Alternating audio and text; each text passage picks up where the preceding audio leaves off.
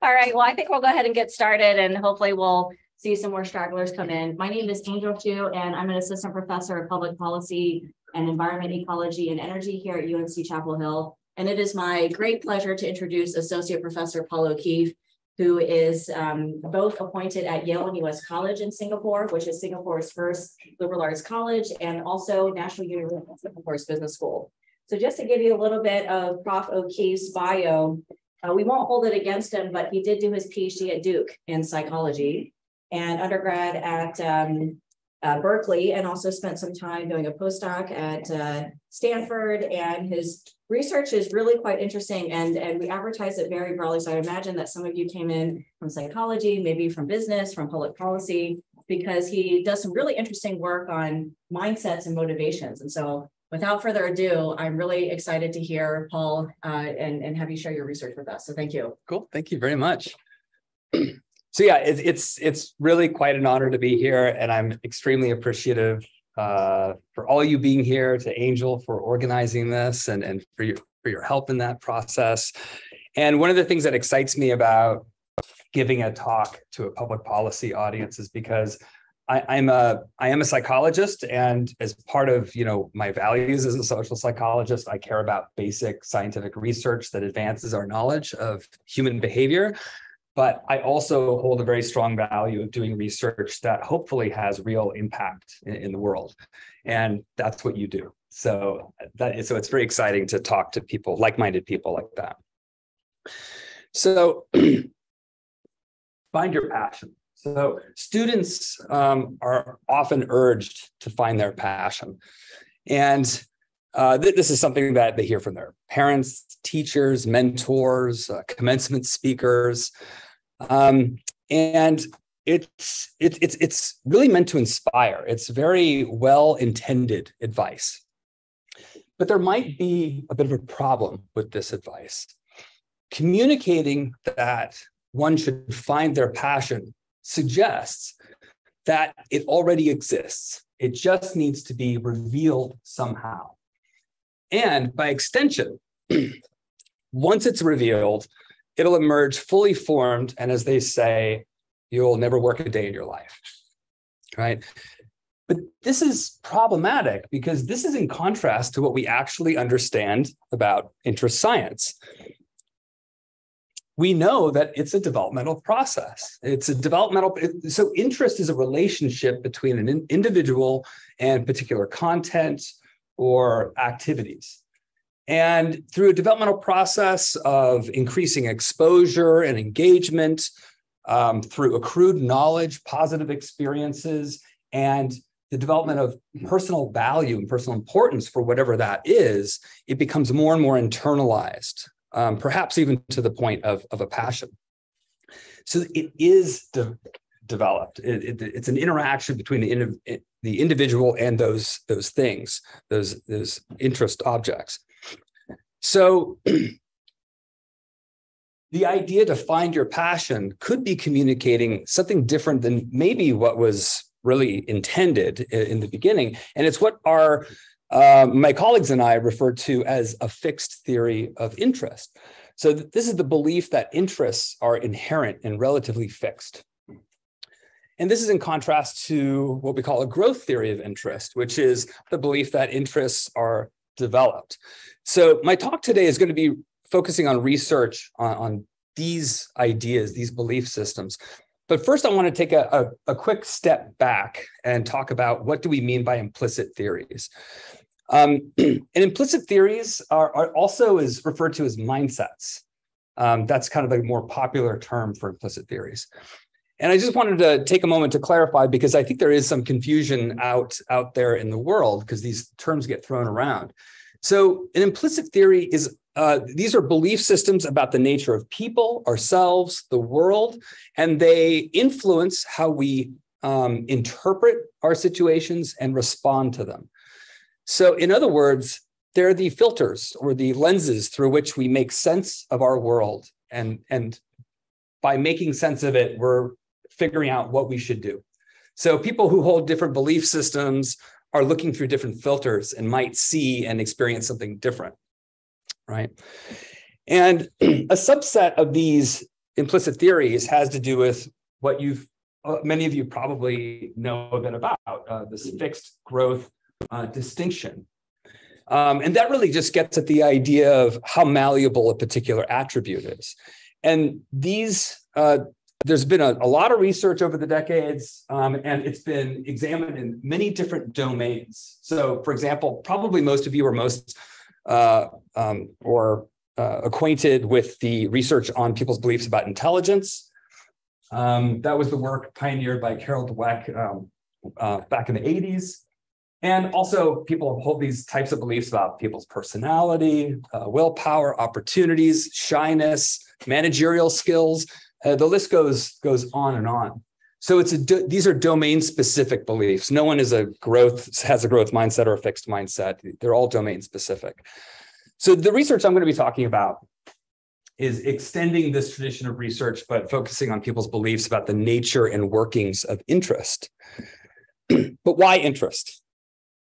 Why would policymakers, educational policymakers, or people, educators in general, care about interest? Why? I think a lot of times, of course, and for just reasons, we care about outcomes, like what are the grades, what are standardized test scores. Those things matter. We have to assess students, but oftentimes interest is thought of as kind of a nice bonus. If they're interested in it as well, that's great, but it's not necessary. I take a position that I think it is really essential to learning. So, because we know that it's associated with learning and achievement, effortless attention, the adoption of adaptive achievement goals like learning goals versus performance goals, and the optimization of motivation and self-regulation. So there are lots and lots of benefits that come from interest. And another reason that I'm interested in interest is because it's self-driven. It's an intrinsic motivator. We're talking about what students want to do rather than what they have to do. And that is a much more organic, self-determined way of learning.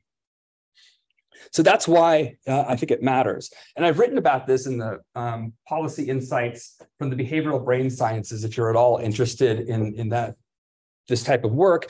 And my colleague, Judith Harakevich, has also written in PIBS on that same issue. Really great article.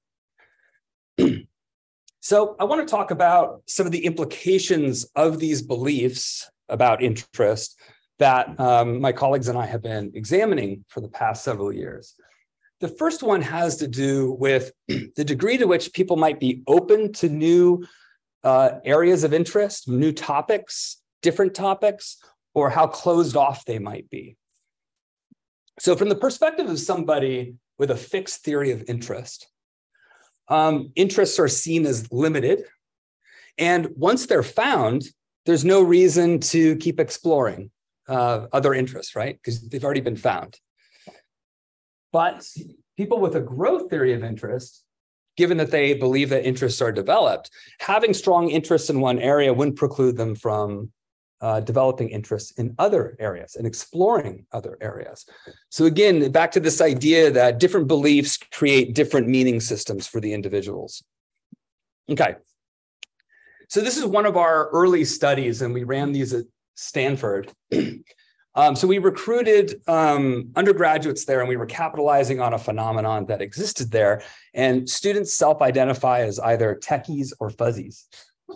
So they do this themselves, So the techies are interested in STEM fields, and the fuzzies are interested in arts, humanities, and the social sciences. So we were capitalizing on this, and we recruited people who were identified as one of these, but not the other. And then we had them complete our theory of interest scale. So they responded, with their agreement to items such as you can be exposed to new things, but your core interests won't really change. Right. So that's kind of a fixed phrased item. And then we had them read 2 articles. Each article was squarely aligned with, if techie and fuzzy interests. So everyone was reading. So actually, these are real journal articles, scholarly articles that we pulled from the literature. So they read one of each. They rated their interest in it. So that set up a situation where everyone was reading one that matched their interest identity and one that mismatched their interest identity. In other words, it was the area outside of their core interest. And for each article, they rated their interest. And so not only are they rating their excitement about the topic or their fascination with it, but also how much they value it, something a bit deeper than just that experience of interest. And we found exactly what we expected to find. So when everyone read the article that matched their interest identity, unsurprisingly, everyone liked it. And there's really no difference between fixed and growth, people with more of a fixed or growth mindset. But when they rated their interest in the mismatching article, we see that it's people with a stronger growth mindset who are expressing more interest in that article that was outside of their core interest area. Okay. And this result holds when you control for the personality construct of openness to experience. So it's not about openness to experience per se. It's more about these beliefs. Okay. So, but we wanted to follow up on this and to see if there's really truly a causal effect here. So we ran essentially the same study, but instead of measuring people's theories of interest, we induced them to hold a theory of interest. So in one condition, they read an article that was kind of like a Psychology Today type article written for a popular, publication, easy to understand, very accessible. And it really just communicated this idea through research that interests are relatively stable. They don't really change once you find them and so forth. They're relatively fixed. The other article promoted the growth theory idea that interests change throughout the lifetime. They develop. You might have no interest in one area at one point, but you can develop interest in those areas. So very convincing articles. And then they did exactly what they did last time. They rated those two techie and fuzzy articles. And as we can see, we get the exact same results. So when they're reading the article that matches their interest identity, no difference, but we see that those induced with a growth mindset are expressing more interest in the mismatching article than people in the fixed condition. So this is really important when you think about, what a university is trying to do. A university is trying to, or any school, is trying to offer many opportunities for learning, a diversity of possibilities for students. And if someone has a fixed mindset, they might limit themselves to only certain topics. Having a growth mindset, you might branch out and actually be learning more outside of your primary area, which could be very valuable. So another implication that we examined was interdisciplinary thinking. And the idea here is that we've now established that people with more of a growth mindset they have more of an openness to new or different areas. Well, so if they are open to new or different areas, maybe throughout their daily experience, they're engaging with that information a bit more. They're attending to it more. And maybe because they are more open to different areas, they're engaging with them and see more connections between what they're experiencing out in the world, the information they're taking in, and their core interests. So for example, an art student with a growth mindset might be taking in more information about STEM, right? They might notice that physics flyer for that talk on campus more so than someone with a fixed mindset. So there's might be greater possibility for interdisciplinary thinking and creativity and innovation. So to examine these ideas in one study, we recruited participants, undergraduates, and we did this in Singapore, and they actually do the same thing because it's the British system where they're tracked into arts or sciences. So they label themselves very typically as arts or science student. So we recruited people who really consider themselves arts or science, but not both. And this study was a little tricky. The first thing that we wanted to do is set up a situation where they could naturalistically take in information from their environment, and we could later assess what did they notice in this environment. So that required the participants not really realizing that the study had begun yet. So what the research assistant did is that they brought the student into the room and said, sorry, but I still need more time to set up the experiment in the other room. I gotta, fix the computer and so forth. So he sits the participant down in a cubicle, presumably their colleague's office desk right here. And then they came back 3 minutes later to retrieve them. So as you can see here, this is a very calculated environment, right? Our participants didn't know that. So here we see, things that are clearly arts or science related. We've got the periodic table of elements, a Picasso, the solar system, a painting by George Seurat, arts and sciences books, a bust of Plato, and molecules. So it's equally distributed across the desk. So they just waited there, thinking that the study hadn't begun yet. The research assistant comes back, collects the participant after exactly 3 minutes, and leads them to another room, sets them up on the computer where the study is presumably beginning. And they first did a filler task to kind of put cognitive space in between this one task and the just sitting at the table, and then what would later be the recall task. In the recall task, we asked them to list the books, objects, and pictures that they saw around the desk that they remembered, and a short description of those things. So this is just free recall. Nothing was prompted. Okay, so that was one task that was assessing this one issue of attention and recall. In a completely different task with a different purpose, more about interdisciplinary thinking, we set up, we had a little paradigm about creating new college majors. And we said, please create some new college majors, but use existing programs that exist at NUS. And what we did is we presented them with 18 very common academic domains, nothing esoteric. Everyone knows what philosophy is and physics and so forth.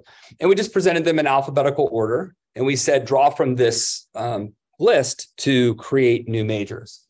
And our interest there was, would they create new majors that crossed the arts with the arts, the sciences with the sciences, or would they see connections across the arts and sciences? What mindset would be behind bridging the arts and sciences?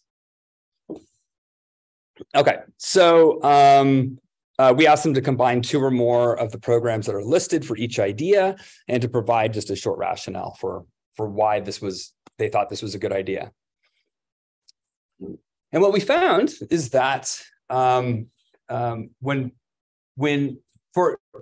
the first dependent variable here, their recall of what they saw in the other room,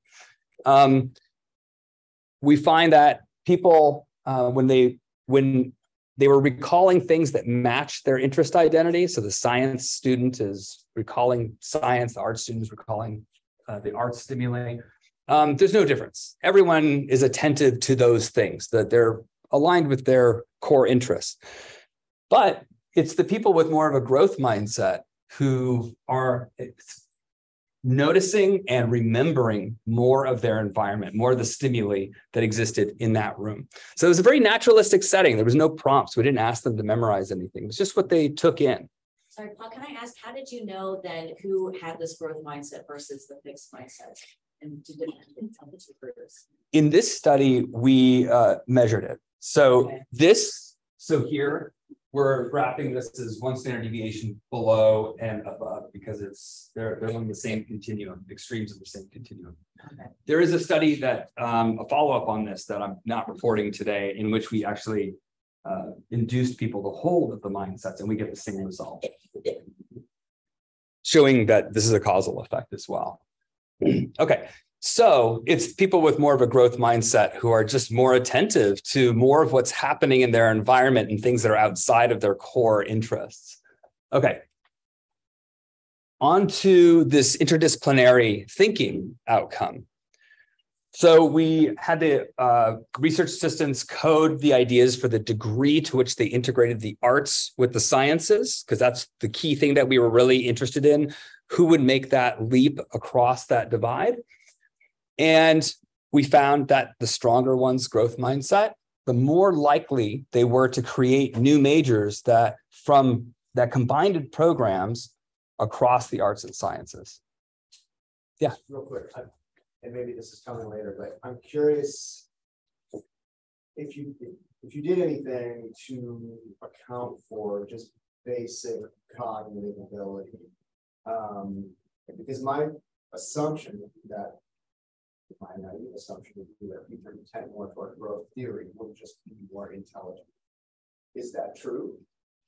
We have no evidence. So that's a good question, but we have no evidence that that's true. That it's actually an intelligence thing.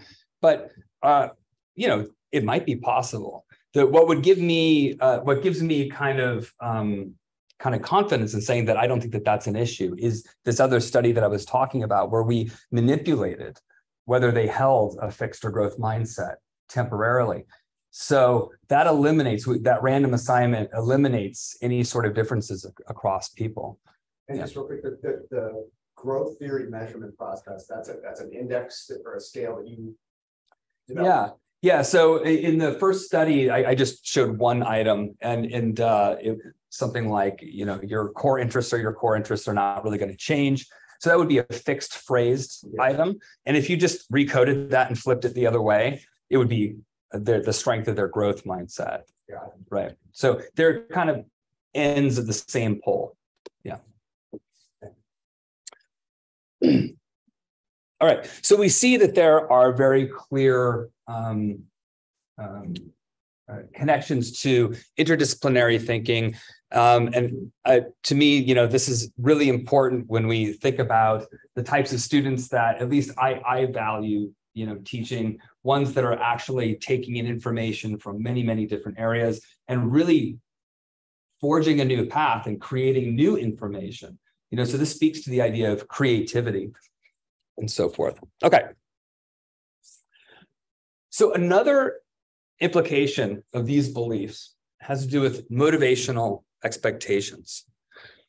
So we conducted an open-ended study where we asked participants a number of questions, and they could just write whatever they wanted to write, and we coded that information.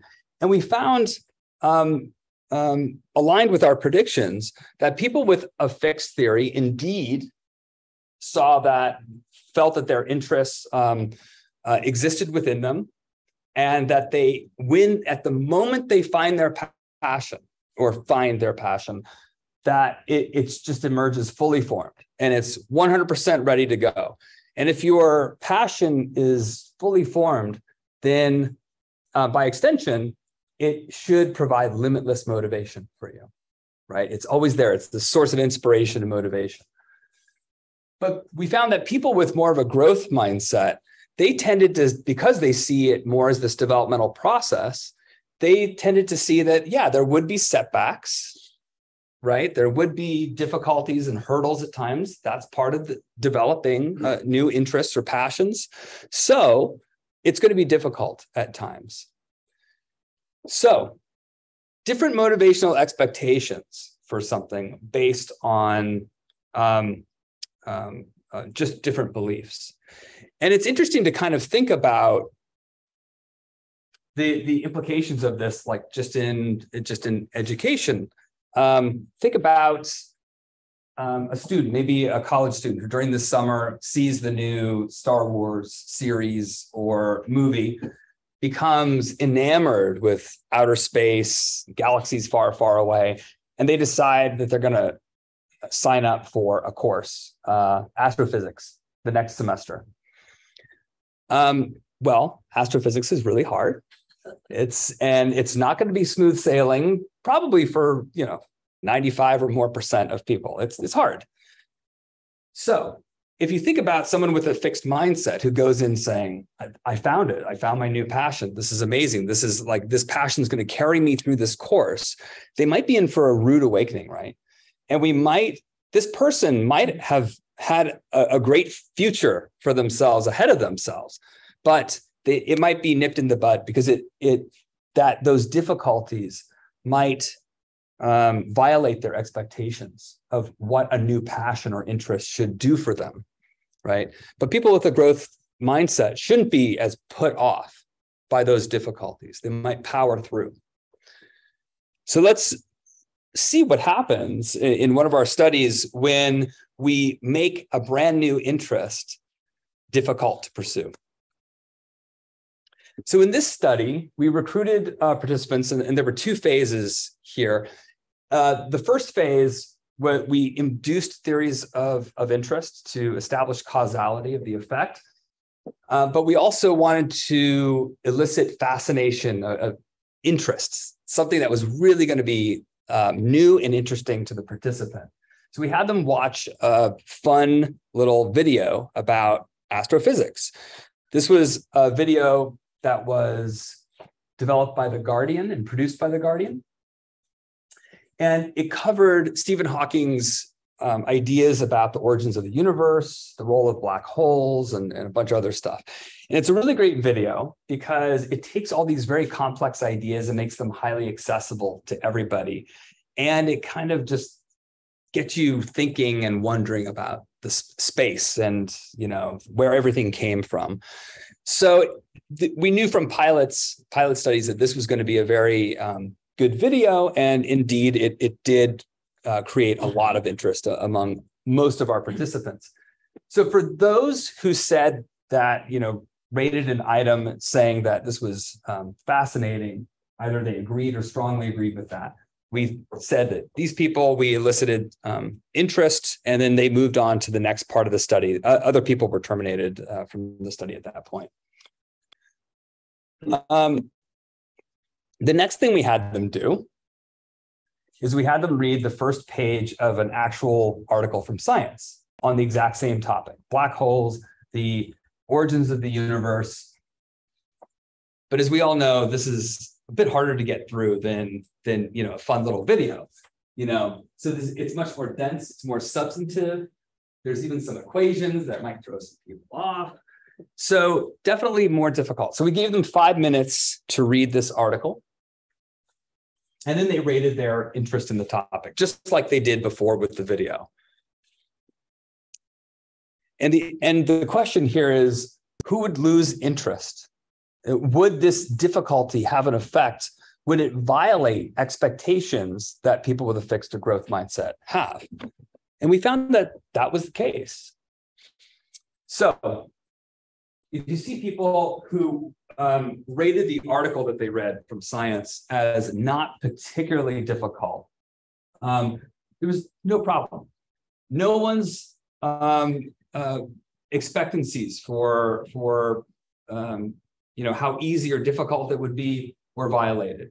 So everyone maintained a relatively high interest in this topic. But for people who experienced it as a pretty difficult article to get through, we see that people with a fixed mindset, we see a pretty big nosedive. And what's really noteworthy about this is, remember, maybe 7 minutes earlier, they said this topic was fascinating, so much so that they moved on to the next part of the study. Now, this point is now dipping below the midpoint of the scale, and they're now saying that they disagree. I do not find this interesting anymore, right? That's how quickly this turned off, at least in the context of this experiment. Now, people with a growth mindset, they suffered a bit of a little loss of interest, but they still maintained an interest. They are still saying, this is still an interesting topic, right? So again, this kind of goes back to what we want in our classrooms. We want students who don't have unreasonable expectations for what interest and passion will do for them.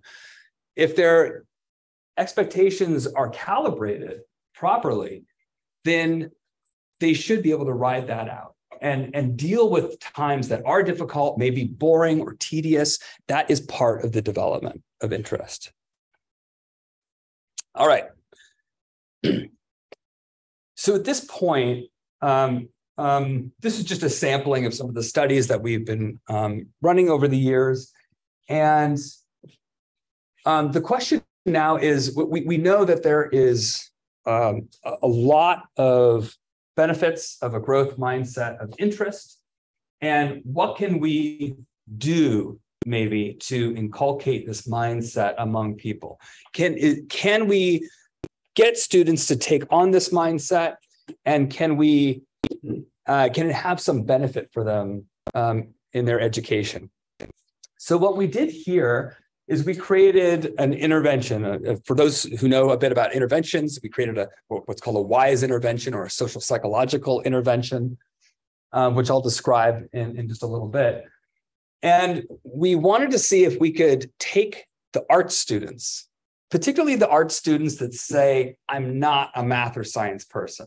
I'm sure all of us know people that are like, I'm not that type of a person. So could we take those people and then follow them throughout the year into their required math and science courses? And could that mindset create interest in their coursework? And could it even improve their performance in those courses?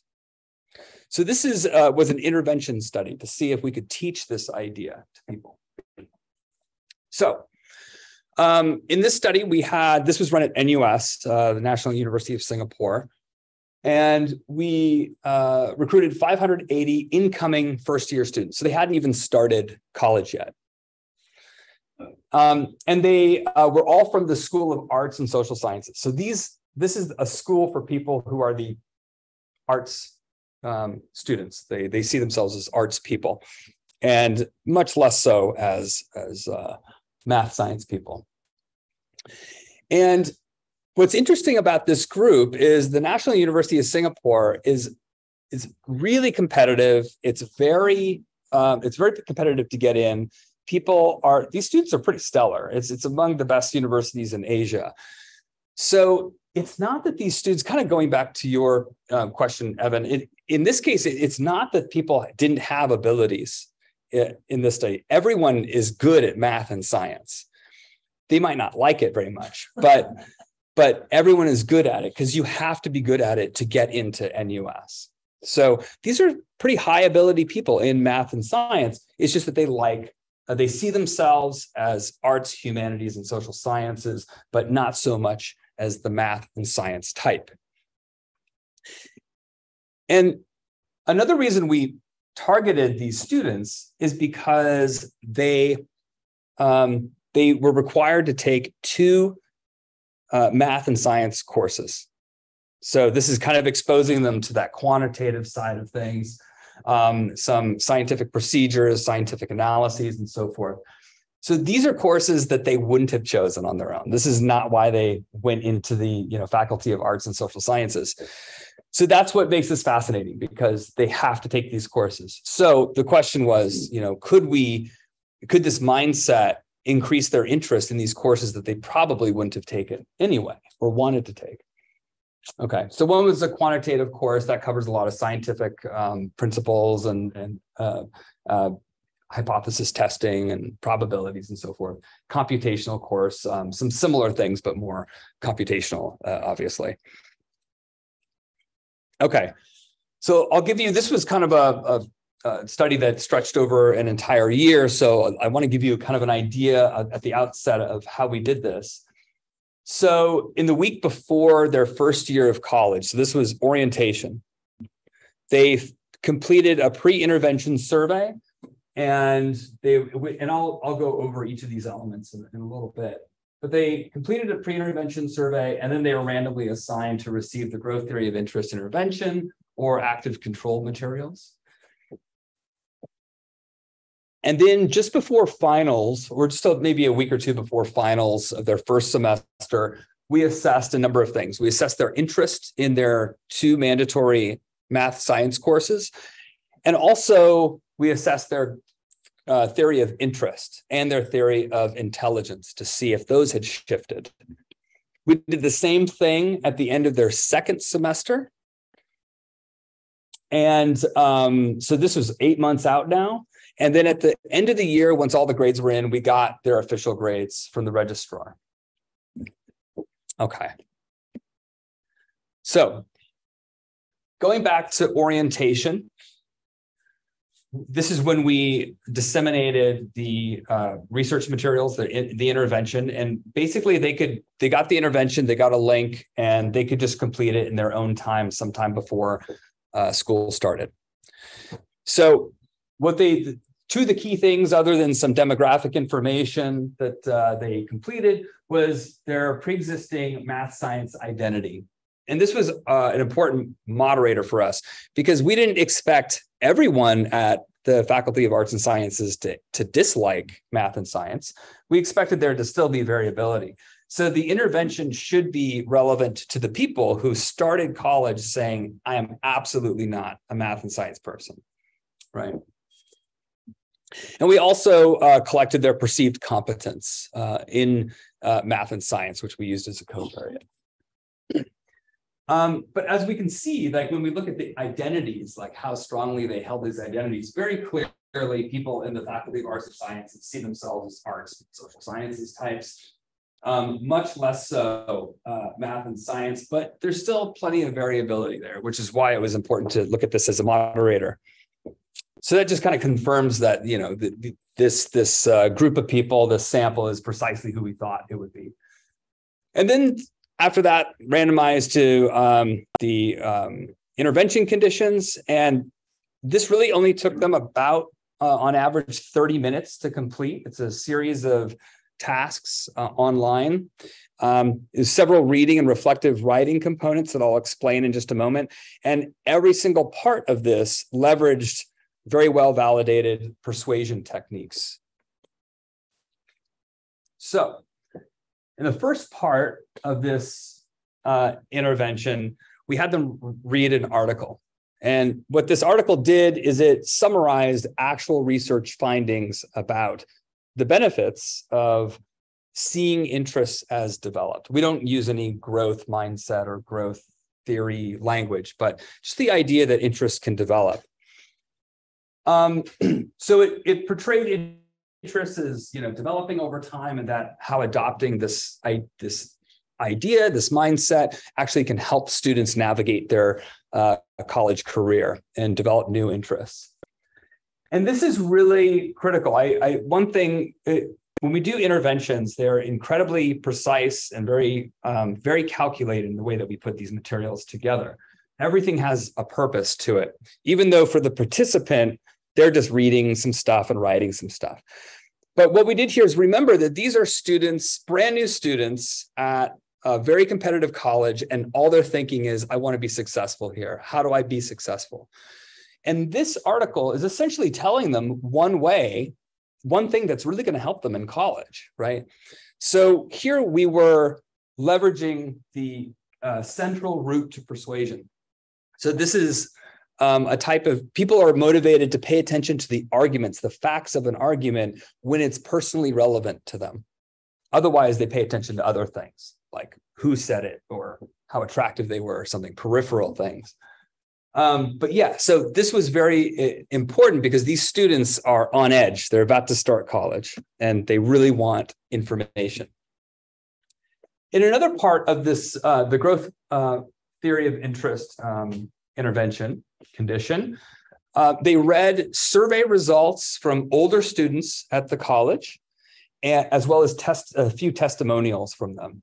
And what this did is it portrayed these older students as realizing that interest, in fact, did develop, that they really did develop interest in ways that they never thought that they would, in really cool ways that really augmented even their core interests.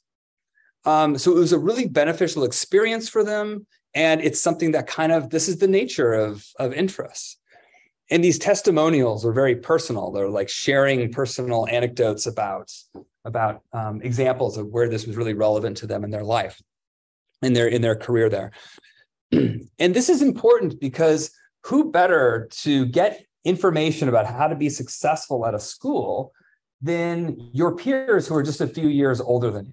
I mean, these people have information that you want, and it's probably good information. So here we capitalize on informational social influence.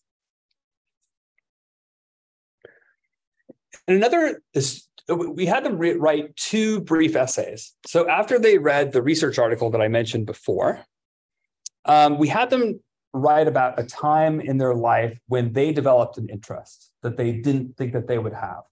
And what that did is it got them to reflect on the fact that this has happened to them. This is true. This is real. It happened to them. They developed interests they didn't think that they were going to have.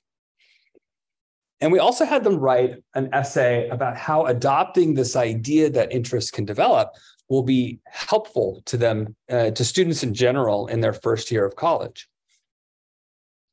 And this leveraged the saying is believing effect. So these are cognitive dissonance processes at play. So by writing a very short essay about how this is a beneficial mindset, that's a behavior that someone might not have done on their own. So to close the dissonance, they come to bring their beliefs to be aligned with what they wrote. And that research shows consistently that that has a long-lasting effect on belief change. Okay. Any questions about the growth theory condition or anything else that we did there? So the control condition had the exact same structure as the other condition, but it varied in its content. Instead, it was about making sure that you get good study skills and have good study habits to be successful in school. So both had a positive message about being in school, doing well in school, but different ways about going about it. And the reason we use study skills and study habits is because this is kind of what we've been told, throughout our education. Like, you'll do better if you just have better study habits. But we also know that that's really bad advice. That never works. You have to motivate people to want to have good study habits. So this makes for a very good control condition. Okay. So our first question about this intervention is, did it even have an effect on their mindset? Did it make people in the growth theory condition have a stronger growth theory? And indeed, it did. So when we assessed at both semester 1 and semester 2, we see that it strengthened their growth mindset as compared to the control condition. And also, really importantly, when we control for their theories of intelligence, their beliefs about whether intelligence itself is something that's malleable or something that's static, we find that we still get this result. And through other analyses that we did, we find that our intervention did exactly what we wanted it to do. We wanted to shift people's mindsets about interest, not about anything else. And it does not shift mindsets about intelligence. So this intervention is successful at changing beliefs in the long term, at least up to 8 months out. Okay. Particularly for students who came into college who said, I'm not a math science person. That's not my the stuff that I like. That's not where my interests are. Did this intervention have an effect on them to increase their interest in their mandatory math science courses? We found that it did. So if we look over here first, so we get pretty much the same effects for both courses. We look over here, these are people who started college saying, I am a math science person, in addition to an art social sciences person. I like it. So we don't get any effect there. The intervention has no effect on people who already have an interest in this area. But for people who started college in that orientation week saying, this is not me, we actually were able to increase their interest in their quantitative course, and much more so in their computation course. And what's cool about the computation course is that statistically, this yellow line here, it's flat, meaning that we increased it to the level of people who started college and said, I'm a math science person. So that's a pretty major leap. Okay. So interest is wonderful, but did it have an effect on students' grades at the end of the year? It did. So all of these interactions are significant, and we find a very similar pattern as interest, that for people who started college saying that I'm a math science person, no effect. They already had interest in that area. But people who started with low identity in math and science benefited. They were earning higher grades than people in the control condition. I should point out that this conditional effect is marginal, but we get a proper effects in the computation course. And kind of going back to what I was saying earlier about what the importance of interest, that I think interest matters. It's not just about rote memory or just about the outcome. You can actually perform well and better through interest. And what we find in this study is through a moderated mediation analysis, is that for people who started with this low math science identity, those people are earning better grades, and it's partially explained due to the increased interest that was caused by the intervention.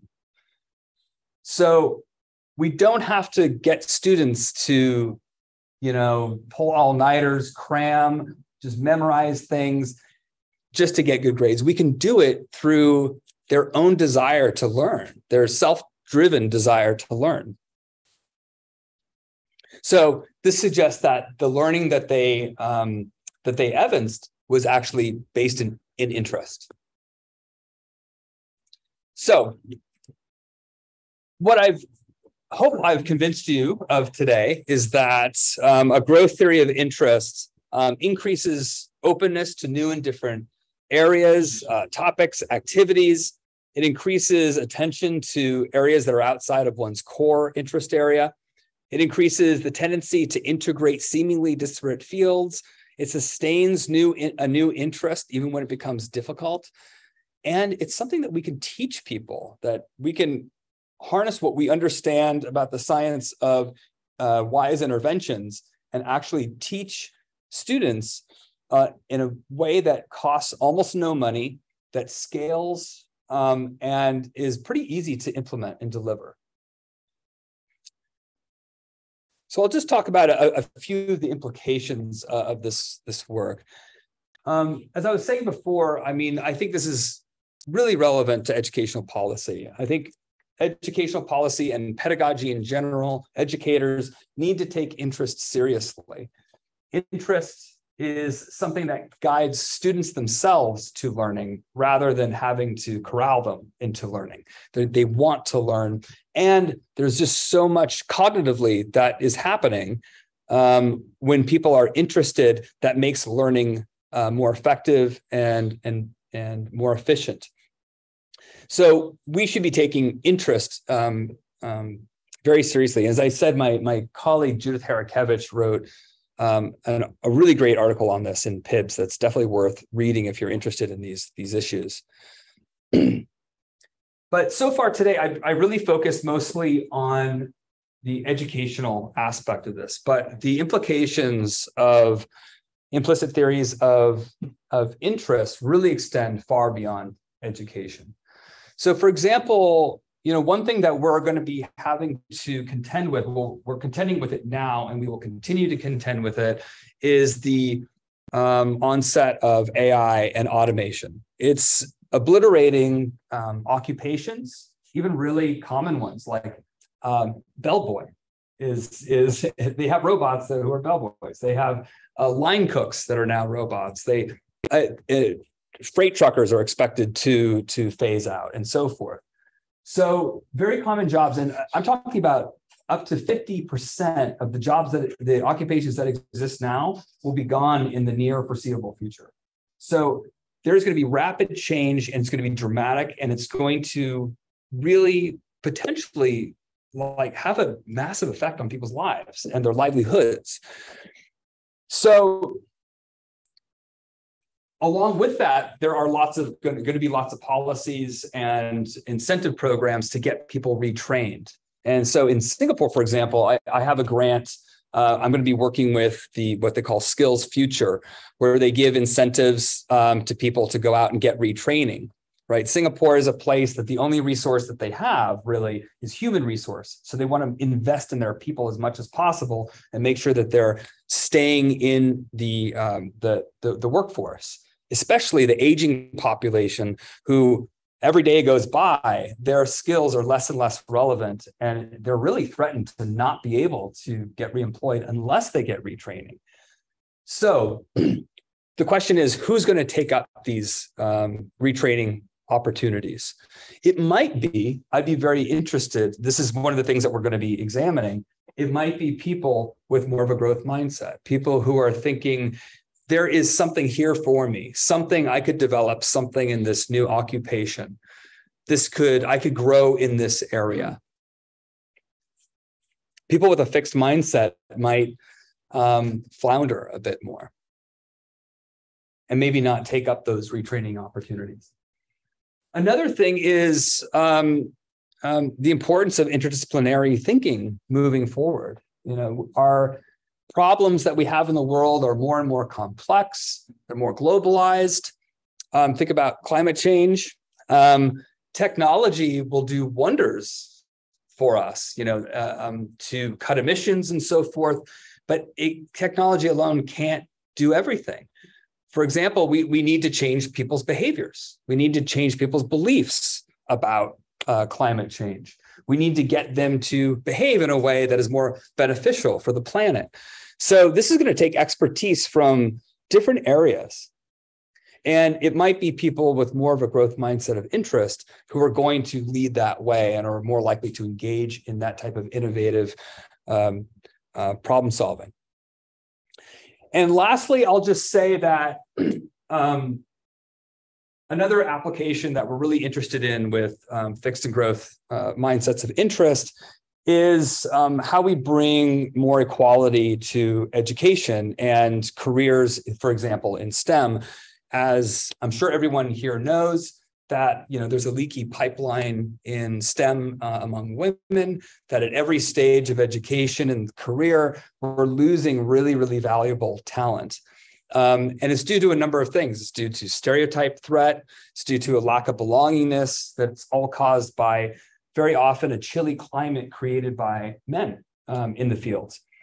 So this is a lot for people to deal with as they're kind of pursuing their career, their education. And so they're dropping out more and more. So we have preliminary evidence in some of our interventions that this is actually buffering women against that negative environment that they very often experience in STEM courses. And right now we have an ongoing intervention specifically with engineering students at NUS. This is a really highly competitive, cutthroat engineering school. And we're going to be examining whether a growth theory of interest can buffer women and help them maintain that interest that they entered school with, while contending with a lot of that negative and toxic environment that is somewhat inevitable in some of these programs. So thank you very much.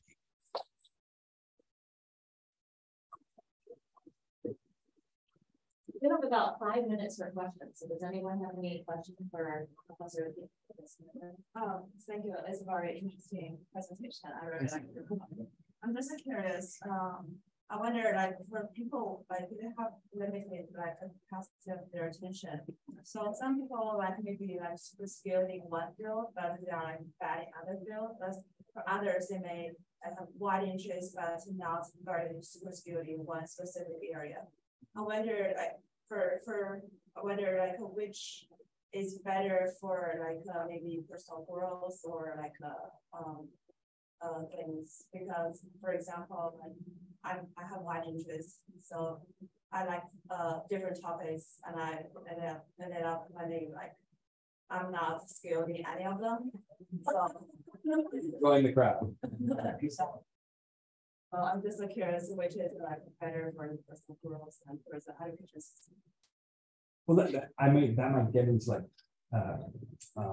mental health issues that I'm definitely not an expert in. But I guess my first reaction to that is it doesn't have to be the case at all. I mean, that could in itself be a mindset that, you know, you've taken certain tasks or certain skills to a certain point and you didn't develop them further. You have to think about why didn't you develop them further? Did you hit a wall that it got too difficult and it wasn't worth putting in more efforts? Or did your interest start to wane? To me, I don't think you don't have to choose one. If you're deficient in some sort of skills or interests, it can be developed.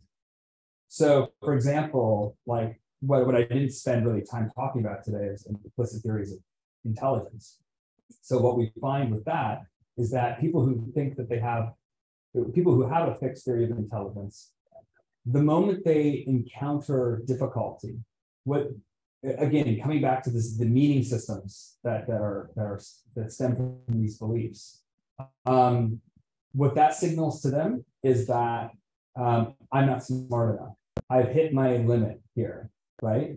And because I have this fixed mindset of intelligence, there's no need to try anymore. That would be a waste of time because my intelligence is fixed in this particular area, right? So in that traditional research, we see tons of withdrawal and people give up. But that failure means something totally different to somebody with a growth mindset of intelligence. It means I didn't get it. That's a bummer, but I didn't get it yet. If I put in more time, more effort, get better mentorship, so forth, find better strategies, I can do this. And we find that those people actually do go on to perform better over time. So this is why I'm saying that I don't think you have to choose one. If you can develop intelligence, your skills, your abilities, you can also develop your interests in certain areas. But there are a lot of other things that you might have to consider in that process. How much do you value developing this particular skill? Maybe it's just not worth it, the time and effort. Maybe it's not something you care that much about, but maybe for something else it is. So there's a lot that goes into those decisions. Does that help at all answer your question? Yeah.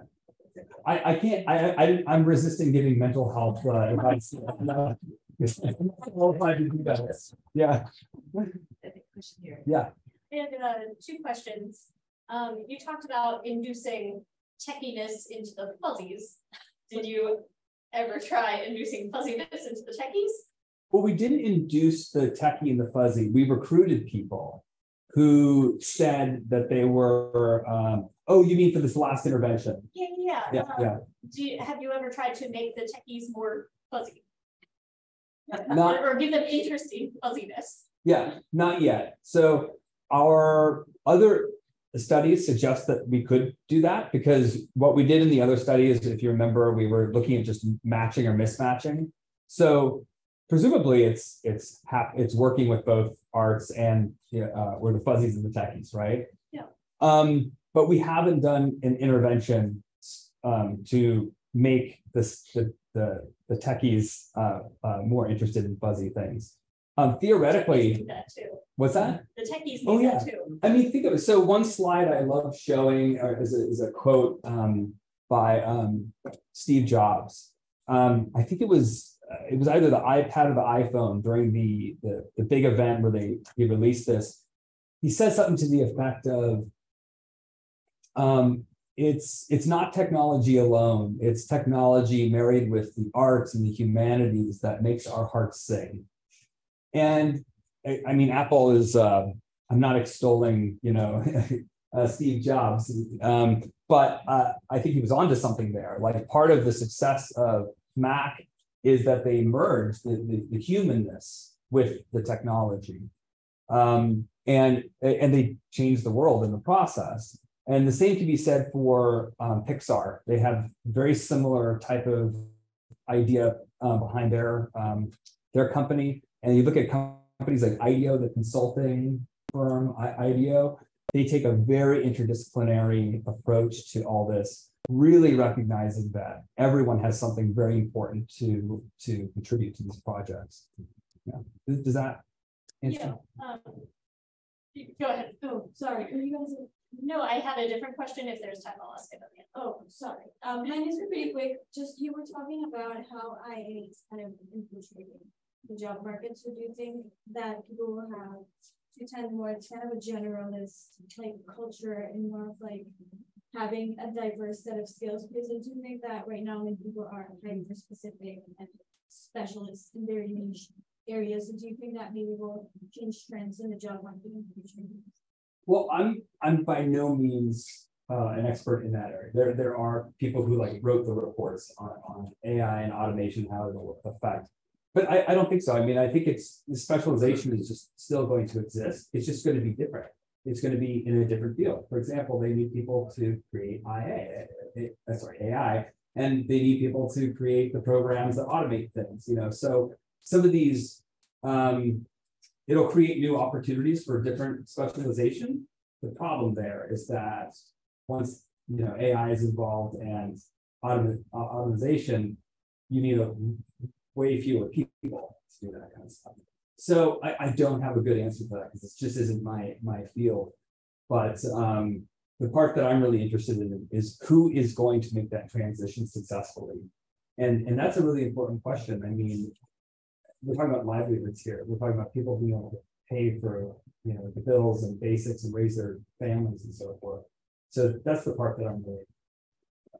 I wish I could give you more detail. Unfortunately, we are out of time, but please join me in thanking.